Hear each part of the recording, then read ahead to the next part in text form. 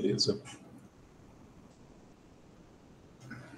Só ver se está certinho o microfone aqui. Tá certinho. Olá, ele tá ouvindo?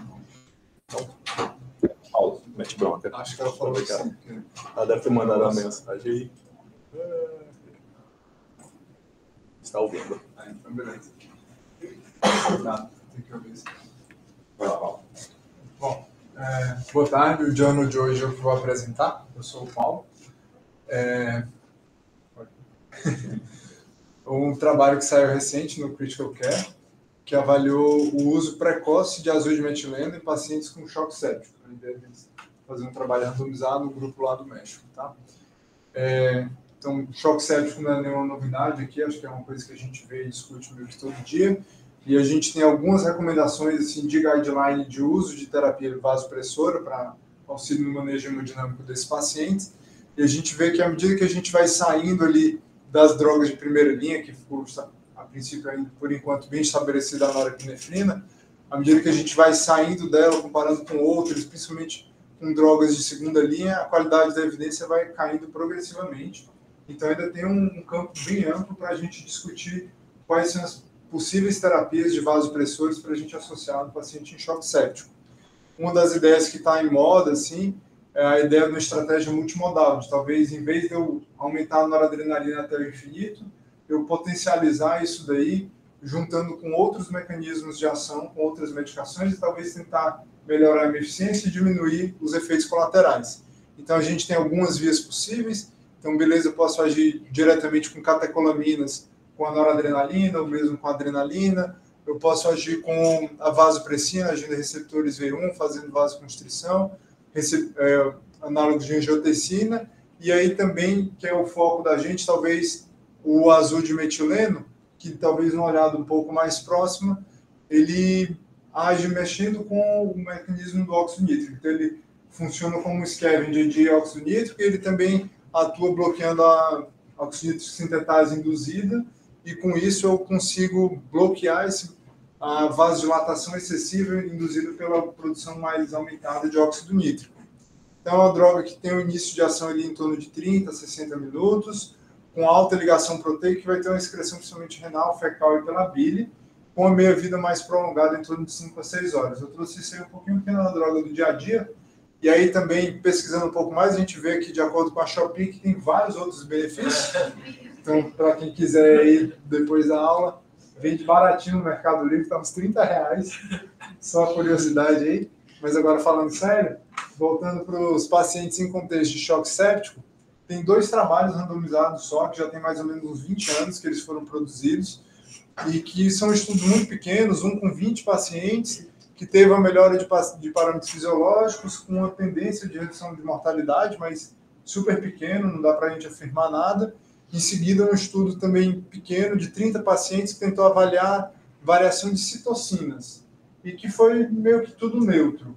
Depois disso, tem um outro estudo com outro inibidor de óxido nítrico, que não era o azul de metileno, que teve uma tendência de aumento de mortalidade, e foi parado precocemente, e aí ficou um hiato grande, sem produzir muita coisa com choque séptico e azul de metileno. Apesar de que a gente usa aí o azul de metileno talvez para outros contextos de choque vasoplégico, como, por exemplo, o doente pós-óbito de cardíaco, que seria um contexto que é mais utilizado. E aí daí vem a ideia de fazer o estudo atual, que eles então tentam fazer um uso mais precoce, não como terapia quando já está tudo perdido, o doente já está entrando em DMOS, mas fazendo na fase inicial do choque, o azul de metileno. Então, é um trabalho que foi iniciado pelo investigador, é um estudo randomizado, controlado e duplo cego, que foi realizado no UTI clínico cirúrgica no México, nesse hospital aqui, que é até bem bonitinho, e eles avaliaram, então, pacientes adultos com choque séptico, que eles foram randomizados para receber a intervenção que seria uma infusão prolongada e com duração de 6 horas de 100 mg de azul de metileno, uma vez ao dia, durante 3 dias. Essa dose eles escolheram porque, na média do que a gente tem de literatura, uma dose entre 1 e 2 mg por quilo seria uma dose com perfil de segurança um pouquinho maior, mas que manteria a eficácia da droga. E aí, na média, para tentar ter um contexto um pouco mais pragmático, para a maioria das pessoas, 100 mg ficaria dentro dessa faixa daí. versus o placebo, que seria só a infusão do soro fisiológico, no mesmo volume, na mesma velocidade de infusão pelos mesmos dias, e ele quis avaliar, como desfecho primário, o tempo até a suspensão de vasopressor.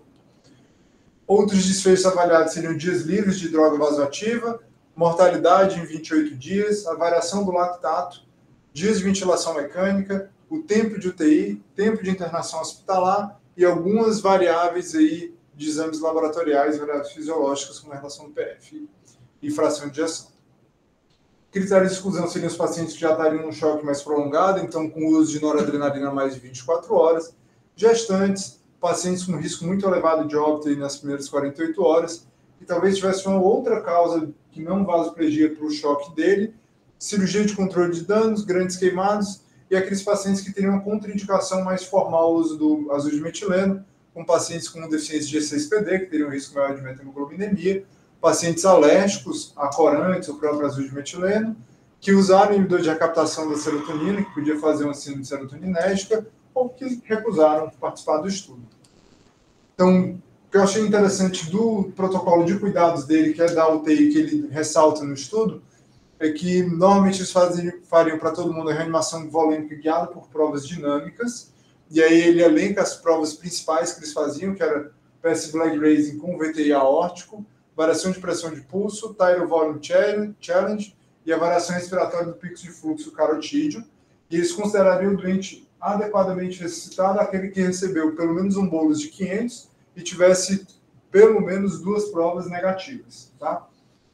Além disso, eles avaliariam essa prova de fluido responsividade 3 vezes ao dia, pelo menos, então geralmente aí de manhã, de tarde, de noite, e eles recomendavam você começar a vasopressina quando o paciente chegava com a dose de noradrenalina maior do que 0,25. Eu achei interessante trazer aqui também o que eles fizeram, que é uma dúvida que às vezes a gente tem de como desmamar um e outro. Então, eles titulavam a nora para uma PAM de 6570, quem fazia isso era um protocolo da enfermagem, e uma vez que era desmamada toda a nora, eles começavam a baixar a vasopressina nessa vazão de 0,005 unidades por minuto a cada hora, aí, de acordo com essa mesma média de PA. E eles faziam para os pacientes também infusão de hidrocortisona de 200 mg ao dia, só que deixavam em infusão contínua aí, ao longo do dia. Tá? Então, o cálculo amostral deles, eles viram que de estudos prévios, esses pacientes tinham uma duração média esperada de 97 horas de uso de vasopressor, e com base nisso foi considerado que 24 horas de redução seria uma coisa significativa, que seria um achado positivo. Eles calcularam, então, precisariam de 88 pacientes para ter um poder de 80% com alfa de 0,05, e pensando numa taxa mínima ali de perda, eles aumentaram ali para 92 pacientes no total. Botei aqui só para se a gente quiser voltar depois em um pouquinho de detalhe do que eles fizeram da análise estatística, mas talvez mais relevante para pontuar que eles eles analisaram a morte como um risco competitivo, então eles já corrigiram para isso na análise deles. Ficou um pouco pequeno, mas acho que talvez dê para ver que eles avaliaram então 308 pacientes para elegibilidade, dos quais no total 92 foram randomizados. 46 para cada braço, sendo que um dos pacientes do braço azul de metileno acabou saindo no pós-randomização porque o paciente retirou o consentimento. O baseline, então, pacientes em torno ali de seus 46 anos, com um predomínio de sexo masculino, 60% de homens, principalmente de foco pulmonar, a causa da sepse, em torno de 50%, e logo em seguida, então, sepse de foco abdominal. Chegaram com um delta ali em torno de 8 horas na UTI, e aí eles entraram no estudo, e na chegada, em torno de 50% deles ainda tinha algum grau de fluido-responsividade, e já acabaram sendo ali, até o diagnóstico do choque, eles receberam uma reanimação volêmica ali que seria considerada adequada pelas recomendações atuais, né, de 24 ml por quilo. Então, pacientes graves, né, com dose alta de noradrenalina, 0,45, 0,37 no grupo controle no baseline, e 80% aqui dos pacientes do azul de metileno, 74% no grupo controle, já em uso de vasopressina na entrada do estudo. Além disso, uma grande maioria dos pacientes em ventilação mecânica, 93%, 80%, com lactato alto, 6,3 milimol, convertendo para o que a gente usa aqui, seria multiplicar esse valor por 9, então 54 miligramas desse litro daqui. Vários pacientes com SARA, com a relação PF ali batendo numa SARA moderada ali para os pacientes do azul de metileno, e com aqui, depois a gente pode entrar depois no baseline de creatinina e bilirrubina e tudo mais. Então, o que eles viram isso daqui é à medida que os dias vão passando, então embaixo o tempo, primeira dose, segunda dose, terceira dose, e aí as horas, né, do dia, e aqui dose de norepinefrina e a PAM. Então esse daqui é referente à dose de nora, isso aqui é a PAM. Então a gente vê que ao longo do estudo a PAM ficou muito semelhante entre os dois grupos, mas o grupo do azul de metileno teve, principalmente a partir da primeira dose, uma queda mais significativa da dose de noradrenalina que eles estavam utilizando quando comparado ao braço controle. Quando a gente olha aqui, o que ele queria ver realmente que era a descontinuação do vasopressor, a gente vê que na fase mais precoce, o grupo azul de metileno teve mais sucesso em descontinuar o vasopressor e num número maior de pacientes, a princípio, um hazard ratio aí para descontinuação de 2,7. E aí, talvez botando isso em tabela, uma forma mais fácil da gente ver. Então, a gente vê que o tempo até a descontinuação do vasopressor no grupo azul de metileno foi de 69 horas, versus 94 horas no grupo controle. E isso atingiu significância estatística, que seria o que eles queriam ver com o estudo. Já de desfechos secundários, ele também aponta para outros desfechos aí no mesmo sentido, né, de um resultado mais positivo, com mais dias livres de vasopressor, quase 24 vezes contra 20 dias, com um BH, um balanço hídrico cumulativo mais reduzido, menos dias de ventilação mecânica, uma tendência a um lactato menor, e aí tempo de estadia no hospital e na UTI também menores, mas aí vários desses sem significância estatística, mas só apontando aí no mesmo sentido. E também nesse intuito, talvez uma redução de mortalidade, apesar de que, obviamente, não foi desenhado para isso, a gente não tem poder para dizer nada disso, é só uma insinuação. Né? De efeitos adversos aí mais relevantes, talvez uma grande porcentagem de pacientes com urina verde azulada, então 93%, desculpa, dos pacientes que usaram azul de metileno acabaram tendo a urina verde azulada, e uma taxa aí um pouquinho maior de aumento de methemoglobina, mas sem atingir níveis tóxicos. Outros parâmetros fisiológicos, então, todos muito semelhantes. Em relação PF pré e pós azul de metileno, não teve uma diferença estatisticamente significante em relação ao grupo controle. Função renal, fração de ejeção, a variação de bilirrubinas, transaminases. Então, parâmetros de segurança que ele tinha limitado anteriormente, todos muito semelhantes aí entre os dois grupos. Mas trazendo já aí, então, a ideia dele de talvez um estudo positivo, com algumas limitações. Talvez as principais que ele elenca lá, que é um estudo unicêntrico, num hospital de referência lá no México. Eles tiveram dificuldade para recrutar os pacientes, o estudo acontece de 2017 até 2022, em parte por causa do Covid, que inicialmente o Comitê de Ética não permitiu que fossem recrutados pacientes com Covid, que a gente não tinha ideia de como poderia se comportar a droga nesse grupo de pacientes, seria seguro ou não. Então isso dificultou o recrutamento. Não teve uma mensuração de citocinas, e aí talvez um dos pontos principais para a gente ir discutindo quanto que isso vai influenciar, se realmente não teve perda de cegamento, já que 93% dos pacientes com azul de metileno começou a urinar verde e azul, o que sinalizaria para qualquer um que tinha alguma coisa diferente acontecendo ali.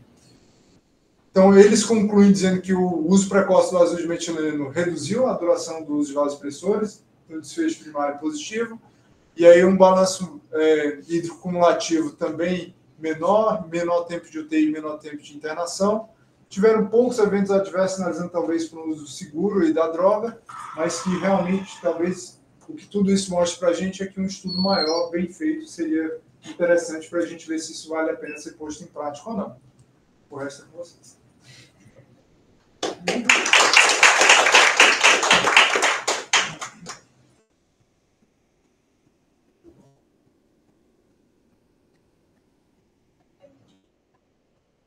Ele descreve como isso.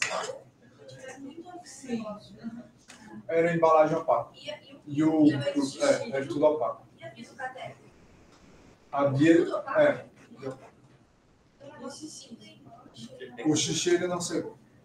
É que se eu não me engano, o catéter ele não descreve, eu também fiquei com essa dúvida. Ele descreve Mas é ações. que eu não sei Os se estudos do o... Propofol tiveram o mesmo problema. O Dex teve o Vinha mesmo montada, problema. vinha montada da farmácia. A bolsa e o equipo vinham montados da farmácia e opaco. Agora o Ele catéter descreve como central, não opaco. sei. É. O central esse realmente não fala. Bom, e aí, o que vocês pensam a respeito aí? Sabendo disso?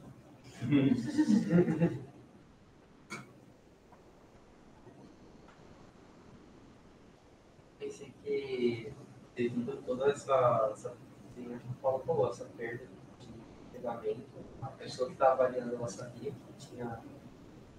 Eu acho que ficava meio óbvio, né? Que o paciente estava no leve. Não sei se isso pode influenciar um pouco a decisão na hora de talvez não precisasse mais de vaso, das pessoas. Eu acho que isso acho que tem que estar no estudo, além dele ser poucos pacientes. Vamos esquecer a questão que é unicêntrico e que o N é pequeno, né? A questão é muito grande. Vocês concordam que o estudo não é cegado, né? Sim. Concorda isso? Então vamos partir daí. E não tem nem como cegar esse estudo. Eles gastaram dinheiro à toa fazendo isso. Porque, pelo menos eu acho bobagem se querer cegar os objetivos. Partindo disso, de todos os estudos que a gente tem de terapia intensiva, muitos que a gente não pode cegar. O que o autor precisa demonstrar para a gente para dizer assim, olha, o estudo não é cegado, mas a gente seguiu direitinho qual que era a proposta do estudo. O desfecho duro, beleza, morte, né? Mas mesmo morte é complicado, porque pode ser que tem paciente do grupo azul de metileno que ficou azul, que eles esticaram a corda em vez de paliar. O grupo não azul, eles sabiam que não era do azul mesmo e tinham cuidado paliativo mais liberal. Não que ele deixou de paliar o paciente do azul, né? Não que ele deixou morrer o paciente sem azul, entendeu? Então isso é descrito especialmente para estudo em paciente neurocrítico pós-parado. É muito importante você saber as causas da morte, se teve retirada de suporte antes ou não. Então, mas morte, em teoria, é um desfecho mais duro, é choque séptico, em teoria é, tá? Mas mesmo assim pode ter essa interferência. Mas o que é interessante eu saber, sabendo que o estudo não é cegado de fato, né? Para ver se teve algum viés desse sentido que você falou, se teve como se viu. Isso aí a respeito, ele comentou que tinha um protocolo de desmame, né? E pelo menos ali teve, acho que veio a adesão do médico ao protocolo, mas isso era bem documentado. E que gráfico você gostaria de ver? Tipo, você tem uma separação ali, mostra que a PAM manteve a mesma, mas ali realmente mostra a diferença que abre o gráfico do desmame intrastrômico. Esse é da dose de NOR? Essa dose de Nora e PAM. Ele chegou a citar esse gráfico como um reforço aí ao procedimento, que a predição foi bem parecida nos dois grupos, então ele não foi mais decisivo com hipotensão no grupo azul de metileno. Daquele seu argumento, tipo, eles não forçaram a barra no azul de metileno e deixou uma média de 50 só para tirar a droga. Mas qual que é o conceito por trás de apresentar esse gráfico? O que você quer? Você quer mostrar se teve ou não teve separação fisiológica. Aqui não é para ter, né? Aqui você quer que a PM seja igual, você não quer que tenha uma separação entre os grupos. A única coisa que você quer é que o grupo usou azul, outro não, e aí você espera que o grupo azul use menos drogas ali, né? Certo? E aí ele consegue mostrar isso, né? A princípio houve separação, assim, manteve a mesma PAM, né? Em torno de 70 lá, que ele bota, separação entre os grupos. Esse gráfico ele tem um problema. Alguém sabe dizer qual é o problema desse gráfico? A cor é isso. A cor é péssima, tá bom? A escolha da cor é ruim. O que vocês acham que essas barras de erro são? Mais variável. Por que vai aumentando ao longo do tempo ali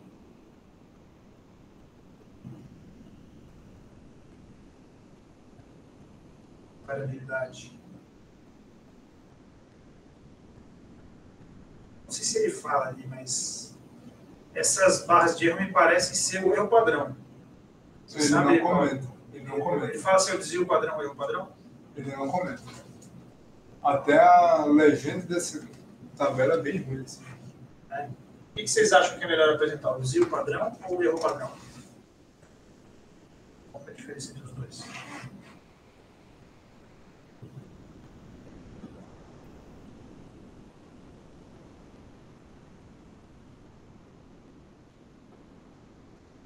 Esse tipo de gráfico.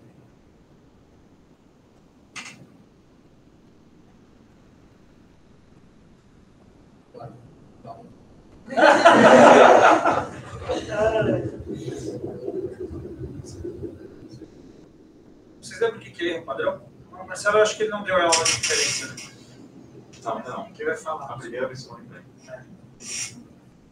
Erro padrão é quando eu já estou querendo fazer inferência estatística. Então, o tamanho da amostra vai contar no cálculo do erro padrão. O desvio padrão é uma propriedade da amostra. Você tem a média e o desvio padrão da sua amostra. Acabou. Quando você coloca o erro padrão, ele vai... É o que a gente usa para calcular os intervalos de confiança. Ele vai levar em conta o tamanho da amostra também. Tá? Então, só de olhar e ver que as barras não se tocam, provavelmente é o erro padrão, que ele, inclusive, bota os asteriscos em cima para dizer que é onde teve a diferença. Né? Onde tem asterisco que é estatisticamente significativo. Só que o problema é que o erro padrão, assim, ele se aumenta um pouquinho ele, ele vai encurtando a variabilidade e aí parece que não varia muito, entendeu? Então, por isso que o desvio padrão é o ideal quando você quer ver esse tipo de gráfico, porque você não quer fazer inferência aqui. Isso aqui é para caracterizar a amostra. Você não quer fazer inferência estatística quando você apresenta esse resultado, entendeu? Não é o seu objetivo. Então, o ideal é apresentar o desvio padrão. E, às vezes, o pessoal não fala o que apresentou. Você fica na dúvida se é desvio padrão ou se é erro padrão. Tá? Mas tudo bem. Aqui, pelo menos, as médias foram diferentes ao longo do tempo, né? E é o que ele mostrou. Esse é um ponto importante. Vocês vão ver vários trabalhos, por exemplo, quando você vai mostrar hipotermia versus não hipotermia, sei lá.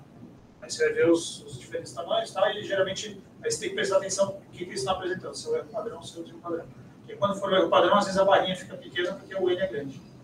Tá? Aí parece que a variabilidade é pequena, mas não, porque o N é grande, né? Você já está avaliando outra coisa, não o desvio padrão em si. Ok, o que mais?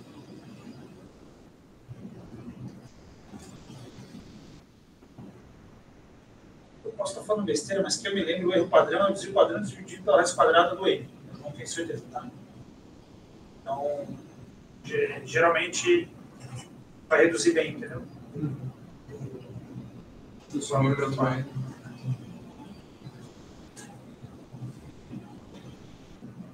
Eu acho que uma das ideias também que eu percebi no estudo, parece que introduziu ali o ácido dimetileno com a nota ali com o resultado mais ou menos 0,4, 45, 0,40, 0,4. Então, idealmente seria, antes daquela ideia do choque refratário, 0,5, colocando de novo. Então, às vezes, não sei se necessariamente o ácido dimetileno em si, mas talvez o terceiro vasopressor precoce, não necessariamente sendo o ácido dimetileno em si. Não sei se o ácido dimetileno acabou entrando na situação como vasopressor precoce no choque refratário, mas pensar assim, adicionar uma terceira droga mais cedo poderia ser benéfico. Não necessariamente se o ácido dimetileno entrou nesse contexto porque eu estudei com o ácido dimetileno. Mas será que realmente é porque é ácido dimetileno ou porque é um vasopressor precoce entrando no choque séptico? Ficou essa impressão, assim. Porque os estudos prévios tem meta-análise, uma meta-análise de trash in, trash out, né? Você bota um estudo lá com um N de 10 e vai sair algum resultado, mostrou aquela redução de mortalidade no inteiro. Então, esse é mais um estudo pequeno, de N de 91 pacientes. Claro. Então, eu acho que a ideia assim, da dimetileno é um vaso, para mim, ficou assim, é um vasopressor. Então, entra em ensino vasopressor, será que, quando o paciente já está caminhando para a ideia de um choque refratário, entrar com o terceiro vasopressor precoce, pode reduzir o tempo, tudo como o estudo mostrou, não será ensino do dimetileno, só eles sendo encabeçando um terceiro vasopressor. Essa impressão, assim. Aí Você está assumindo que qualquer vasopressor eles têm o mesmo efeito. Eu acho que é difícil você afirmar isso. Entendeu? Tem comparações aí, cabeça a cabeça, é o que a gente achava da Dopa. Né? Então, eu não sei, pode ser que a angiotensina 2 seja melhor que o azul, pode ser que seja pior, não sei, não sabemos, a gente precisa comparar um pouco. Mas esse racional tem surgido aí, agora o pessoal, sei lá, alguns trabalhos aí, o pessoal falando de terapia multimodal no choque. Né? Bom, mas pensando no estudo em si, como é que vocês explicam a diferença de mortalidade? Quem que vai reduzir vasopressores sobe, né, gente? Também. Esse gráfico aqui ele tinha que mostrar e seguiu, bateu o esperado, né? Isso a gente já sabia, que quando a gente usa azul, reduz a dose de vasopressor. Aí, beleza. Agora, o que vocês acham que explica?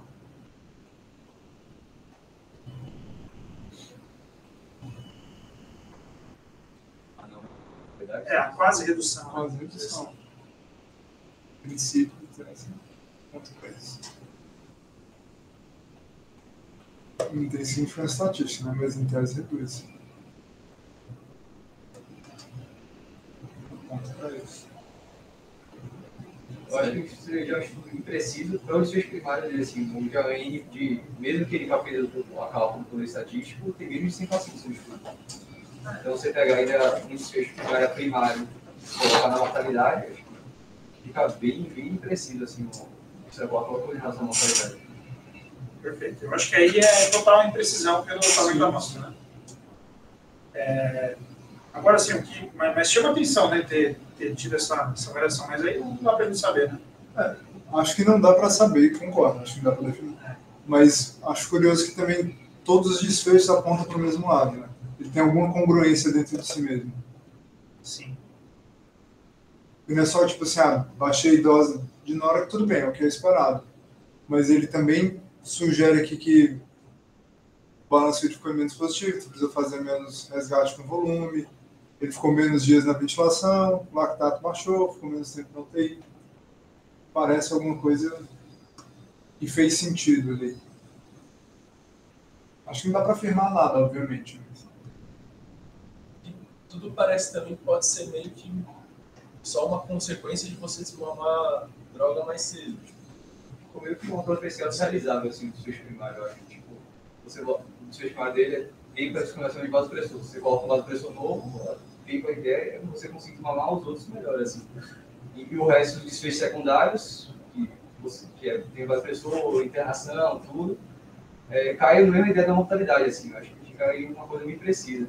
O desfecho que era primário, que ele calculou o poder estatístico, fez tudo, é uma profecia realizável, assim, de vou dar uma droga e vou reduzir, assim.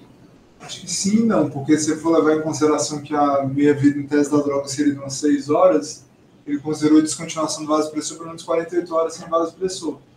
Então não é como um levosimedano, assim, que você dá e o cara vai ficar alguns dias com aquilo ali. Entendeu? Ele, em tese, na hora que ele considerou que o cara estava descontinuado de vasopressor, ele também estava descontinuado de azul de metileno.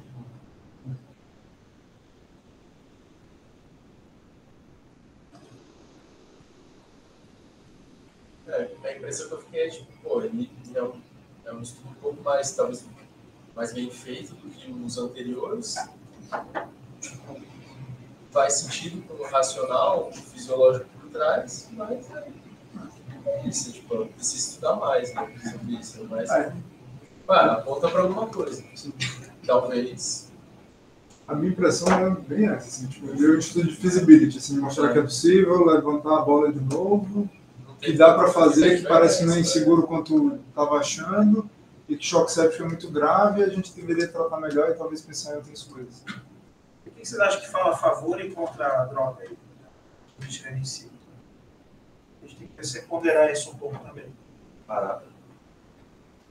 Acessível. Na Shopee. Então, custo é uma coisa importante, né? Então, uma droga barata é em teoria disponível. Isso é uma coisa importante, né? Ser super caro para você usar em grande quantidade. E qual que é o problema de usar ela?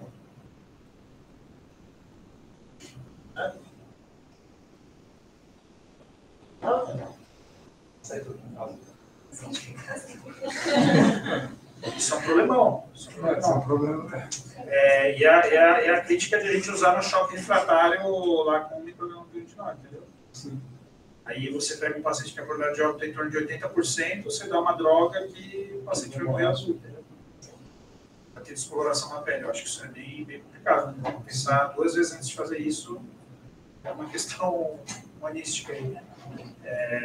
Agora, a ideia de fazer precoce sempre ficou nessa. O azul metileno sempre a crítica era essa. Não funciona o choque séptico porque a gente dá muito tarde, entendeu?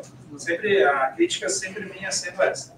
E aí eles deram bem precoce e tiveram uma mortalidade de choque séptico ali, né? Em torno de 40%. Sim. Então, acho que escolheram uma população. Amostraram a população alvo que eles queriam, né? Acho que isso foi feito. E conseguiram pegar uma fase um pouco mais precoce, né? Um paciente com 80% de mortalidade. Então, acho que selecionaram bem aí, os critérios de inclusão e exclusão foram bons para selecionar essa amostra. Né? Sim. Bem, então, resumindo assim, então a gente tem isso, ele mostrou separação fisiológica, assim, no sentido de ele mostrou a redução de pressão de dose de vasopressor durante a infusão do azul, e isso se sustentou depois. Aí, X, né, assim, enfim, porque eu entendi disso. E a gente viu que manter a mesma pressão. Então, sabendo disso, a gente está assumindo aqui que eles seguiram o protocolo direitinho, né? Não teve nada para desmamar a droga ativa mais rápido. E aí eles observaram vários benefícios em desfechos secundários, alguns deram certo, outros não. Mortalidade apontando uma coisa, mas com uma imprecisão muito grande. Né? Sim. Tá? E aí, o que fica de recado geral? Esperamos tudo maior. Vocês vão ver alguns colegas usarem o uso de metileno agora. Já vi. Já viu? Essa semana já rolou. Então, baseado nesse estudo. Precisado que foi por esse estudo. Que é um estudo que não foi desenhado para gerar essa mudança de prática. Né? Bom, o que vocês acham? Alguém aí pensa em mudar? Não?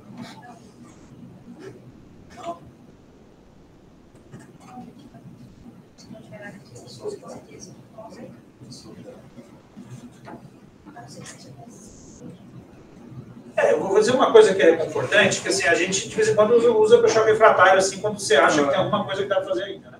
Como uma medida meio de desespero aí do paciente que você acha que é possível resgatar ainda. Mas uma coisa, pelo menos, não teve nenhum sinal apontando para uma coisa ruim. Entendeu? Eu vou jogar menos. No dia que a gente recebeu um paciente que eu fiquei e avisa, porque eu vou jogar menos. Acho que se for usado muito frequente, talvez. Aí esse que é o problema, né? Você faz um estudo que não é para isso, e aí às vezes você mata a ideia. Se o pessoal começar a usar sem fazer estudo, você mata a ideia. Né? E aí a gente nunca vai saber se realmente funcionou. Mas porque se for para fazer, talvez no começo do desespero, né? E não no final do desespero. Mas eu com esse resultado eu não usaria no começo do desespero. Mas se o cara já está com o micrograma quilo com todas as funções estabelecidas... É por isso que eu acho que não tem que usar, né? Entendeu? Eu sou dessa... O desespero é assim, sei lá, um choque hemorrágico, você está dando sangue, ele está vasoplágico também porque já inflamou e você vai fechar a torneira. Esse eu darei. Agora no choque séptico, aqui inclui o paciente com um ataque de 6, né? Os pacientes normais aí, né? Os pacientes bem graves. Os pacientes bem graves. Eu fico bem atrás aí com relação a esses resultados, antes de ter dados adicionais, né? Acho que é promissor, tem que ser estudado sim. Mas aí vocês vão ver, tem os 3 grupos de médicos, né? Então, os entusiastas, os céticos, e o terceiro eu nem sei quais são. Você lembra, Thiago? O entusiasta, assim, vê esse estudo e começa a usar em todo mundo, né? O cético vê assim, nem que faça outro estudo, ele vai mudar o cara. E tem a turma do meio do caminho aí que não vai usar, mas talvez no caso use, mas vai esperar dados adicionais. Né? Eu acho que uma legal assim que é o conceito da simetria. É um conceito assim que foi usado para porque a gente tem que usar máscara e ninguém faz estudo se máscara vai reduzir na época da pandemia.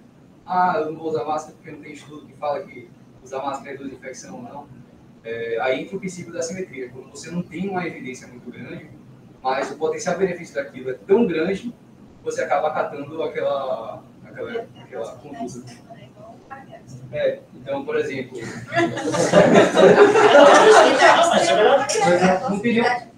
você não tem nenhum risco de você colocar uma máscara, e o potencial benefício de você colocar uma máscara para reduzir a infecção viral é super gigante. Então, você acaba adotando isso mesmo sem ter uma evidência assim, muito robusta. Mas agora, aqui, não sei se cabe esse princípio da assimetria nesse caso do azul metileno. Você tem um benefício X aí que é bem questionável, e você tem o outro lado não querer colocar uma máscara. O cara vai ficar azul, vai chocado, vai ter outros problemas, né? Vai querer ter alguma outra doença que pode acabar prejudicando o azul metileno. Então, acho que nesse caso não tem essa assimetria que justifique usar uma coisa sem evidência. Também não é nenhuma paraquedas de plausibilidade extrema, se dá para acatar uma conduta dessa. Então, acho que ficaria em cima do muro. E eu acho que outra coisa que aparece lá também é que na conclusão, se você sentiu o que o cara quis dizer, ele fez meio que um spin, que é uma ideia de você. A ideia da conclusão é você concluir somente com base no seu objetivo. O objetivo dele era dar tempo de descontinuamento de vasopressor. Então a conclusão dele teria que ter ali 3 linhas, né? Que é houve redução do tempo de vasopressor. Mas ele botou ponto e ele colocou. Houve redução de tempo de vasopressor, houve redução de balanço hídrico, houve redução de ventilação mecânica, houve redução de tempo de UTI. Então, desfechos secundários não tem que estar na conclusão. Ele meteu todos e ainda colocou que vale a pena o benefício, assim, né? Quando era o benefício, é o que vale a pena fazer mesmo. Então, acho que na conclusão você tem que ser neutro, ele foi super positivo, assim, meio que teve uma super positivação da conclusão do estudo. Então, já dá na cara o que o autor quis fazer com o estudo, assim, né? De querer um estudo positivo. Aí depende, Thiago, você não tem como saber. Pode ser que seja o revisor, pode ser que seja... Você nunca pode saber, porque o estudo final, ele é um conjunto de fatores. Né? Mas aí, eu interpreto essa conclusão final como falha do peer review. Que revisor tinha que falar, não pode concluir isso, então, tem que ser categórico, entendeu? Aí você tem que falar assim, ele reduz o tempo das pessoas. Os estudos adicionais são necessários antes de ser utilizado em grande escala. Essa é a conclusão do estudo. Inclusive, ele tem que falar na conclusão que não pode usar em grande escala enquanto processo adicional. Ele fala que tem que fazer os estudos. A última frase ele coloca.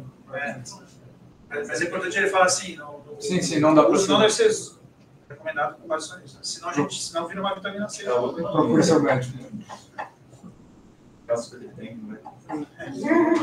Mas acho legal você pegar essa conclusão e você já pode ler o estudo pensando como o que o autor quis fazer, assim, sabe? Qual era a ideia dele, qual era o que é aquele bias que ele tinha, assim, tipo, qual é o viés dele?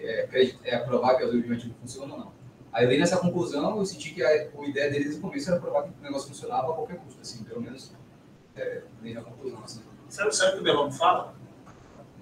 O Bellomo fala assim, que você tem que ser a pessoa mais apaixonada do mundo para conseguir o financiamento e fazer o seu estudo. Você tem que ser apaixonado pela ideia. Uma vez que você conseguiu, você tem que ser a pessoa mais cética do mundo do seu estudo. Você tem que conduzir e ser totalmente cético com o que você foi contar para você tirar os seus vieses na análise. Né? Isso é uma coisa que ele fala várias vezes, né? Já vi ele falando.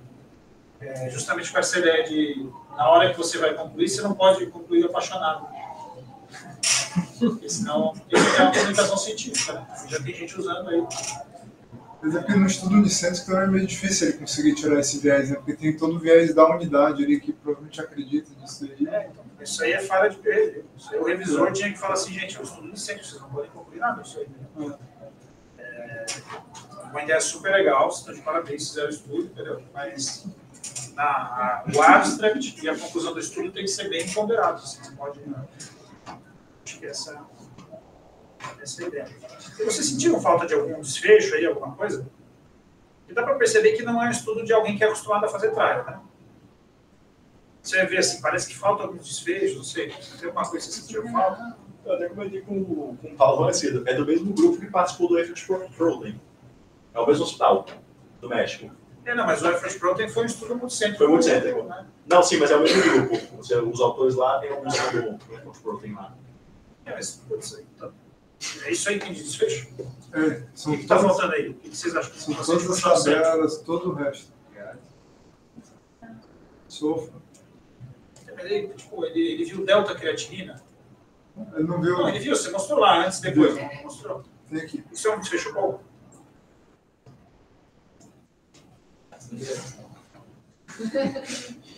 Não, a sugestão faz sentido. Faz sentido. Porque você quer ver se aumentou pós-carga. Ou com a base pessoa pura, né? Para ver se reduz a função de ejeção. Faz sentido. E a relação PF perda de vasoconstrição, né? Por desbalanço, pode gerar desbalanço VQ do vasoconstrição hipóxia. Relação PF. E outra coisa. Mas tem algum desfecho que vocês veriam no trial normalmente, que não está aí?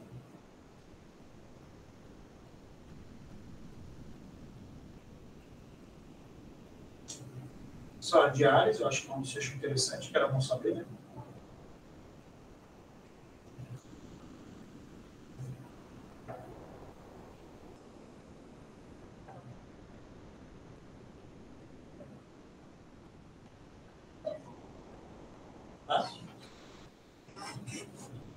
Eu gostaria de ver dias livres de UTI, em vez de ver só ICU loss e hospital loss. Mas isso aqui. Dias livres Ele de... botou dias de ventilação, dias de hospital, dias de UTI. Entendi. Então, eu gostaria de ver dias livres dessas coisas, né? Para a gente conseguir penalizar um pouquinho a morte e ver melhor o que aconteceu.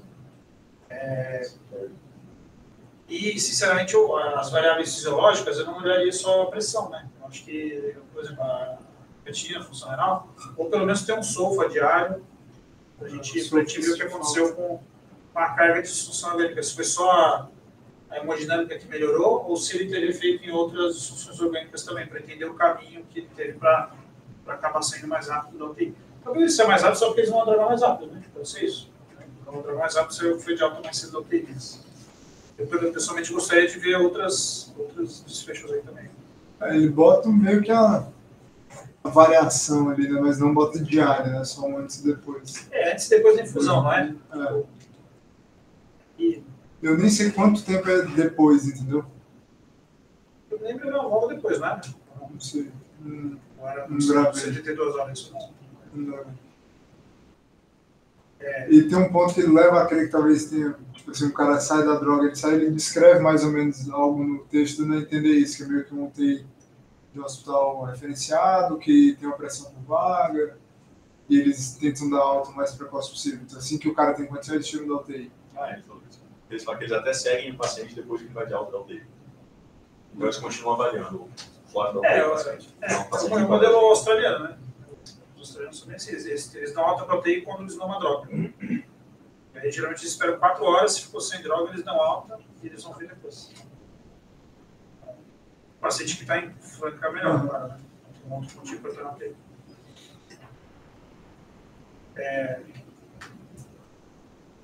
Bem, acho que é isso aí. É um estudo, eu acho que é um estudo legal, porque a gente sempre discute estudo do New England, do JAMA, daí as tabelas são bonitas, né? Aí aqui a figura já é mais difícil, a tabela meio cheia de coisas, assim, meio difícil de ler, né? Mas às vezes um estudo desse, que é um estudo pequeno, ele vai ter mais impacto na prática, não deveria, né? Mas vai ter mais impacto do que os estudos grandes neutros, né? E o pessoal quer ver coisa que dá certo. Não, mas uma curiosidade mesmo. Esse estudo foi uma conclusão parecida com o pessoal. Eles deram uma hipótese que deve ser avaliada depois de um estudo maior. Aí, sabendo que a osimertina é uma droga barata, um estudo maior requer recurso.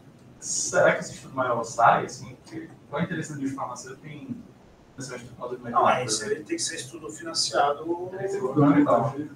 O Luciano está querendo fazer um estudo disso aí, faz um tempo já que está falando. Ninguém comprou a ideia. Ele vai financiar. Você consegue recurso de outras coisas. Não, a gente tem aqui no Brasil verba para isso, né? Mas aí precisa convencer as pessoas de que o estudo é legal, né? Que você quer fazer. A gente não conseguiria fazer esse estudo. A gente aqui no HC, porque o doente chega com mais de 24 horas. Né? Os nossos pacientes chegam com 3 dias de disfunção de grupos órgãos, ultimamente. Então, dificilmente a gente vai conseguir incluir paciente que vem do pronto-socorro. Né? E aqui no Brasil, esse estudo no SUS é dificílimo, porque algum dia alguém decidiu que os hospitais não têm que ter porta. É uma idiotice sem tamanho, né? Aí o paciente crítico ele tem 2 delays. Ele tem o delay para ele atende na UPA antes de chegar no pronto-socorro. Aí quando chega no pronto-socorro do hospital fechado, cheio, tem o delay para hipoteia, né? Aí você perde 24, 48 horas de diferença crítica. Isso no público, né? Na privada, não. Então o paciente chega muito ruim para a gente, não tem. Paciente de urgência e emergência. Exceto o trauma. O trauma chega mais rápido, porque aí vem direto para o hospital, né? Vem direto para o hospital, não passa pela UPA. Então é um estudo que seria difícil de fazer. Pegar o paciente nas primeiras 24 horas do início da droga ativa e randomizar dentro da UTI. Só se você quiser fazer ele no pronto-socorro. Só que no pronto-socorro, né, tem várias outras coisas que acontecem que você não... Como é que você vai garantir que vai seguir o protocolo e tal? Então, é muito difícil de fazer esse tipo de estudo. Ou você faz um estudo pragmático lá, dá e vê morte só e acabou. Né? Não se preocupa com nada que aconteceu ali também, faz uma coisa bem pragmática.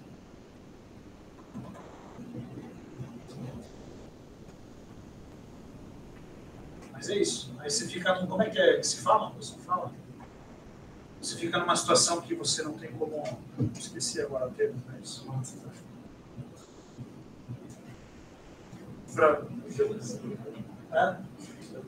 Não é. Eu esqueci o nome agora. Tem um nome bonito aí, filosófico para isso. Mato sem cachorro. Não, mas... Tá bom, né? Professor, mas então se a gente fosse fazer, sei lá, quebra de estudo desse quebra cego, ele comprar aquele device de bolsa, de segunda vez em Mas casa... não dá para fazer cego. Eu acho que isso aí é uma... Existiria de cegamento. O azul, ele sem restrição, você sabe que o azul, tipo, ele é muito bonitinho. O paciente, não é só na diurese, o paciente muda de cor. Na hora que você vai trocar a infusão, você deve dar aquela desrosqueada e aquela gotinha de moral. Entendeu? Acho que é uma ser saudável, que a pessoa fica adulta, sem ser... Pode dar assim.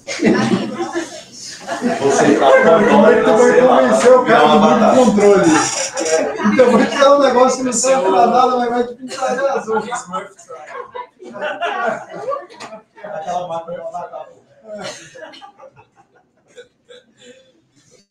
Eu acho que não seria muito bom, né? Vai ser um bom.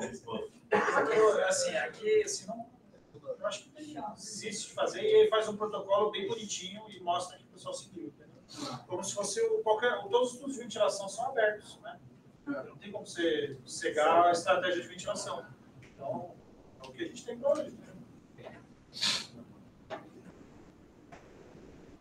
Isso, né? Igual estudo propofol, todo mundo fala que quem participou e tal, na hora de conectar, você sabia que tinha propofol lá. Por mais que a tag venha pronta, por mais que o cara assim, depois vai ser.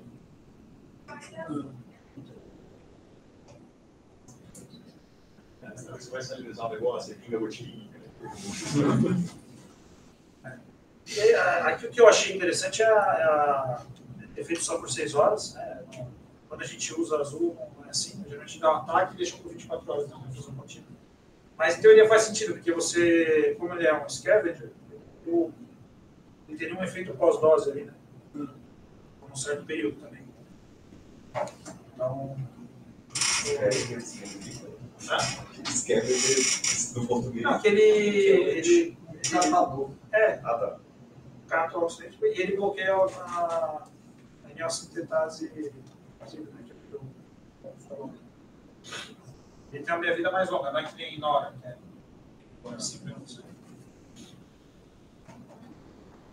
Bom, Paulo, você vai usar? Todo dia. Você vai tomar gotinhas de oral, né? Já tá lá em casa, pô.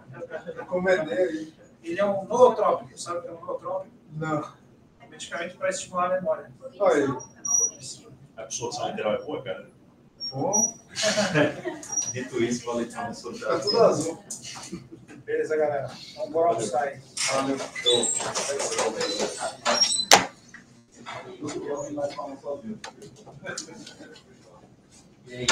Mas azul de metileno ou corticoide da pneumonia? Agora os dois, cara. Estou na região onde os dois são aplicados. Sim, a gente não